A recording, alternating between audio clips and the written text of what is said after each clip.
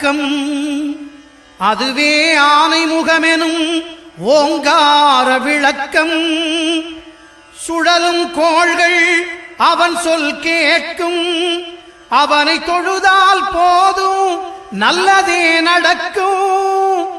ஆனைமுகனை தொழுதால் நவக்கிரகங்களும் மகிழும். நல்லதே நடக்கும், நல்லதே நடக்கும்.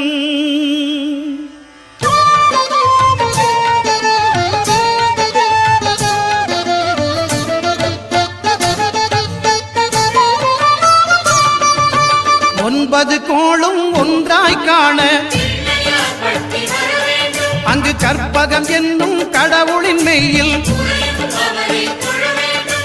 ஒன்பது கோளும் ஒன்றாய் காண அங்கு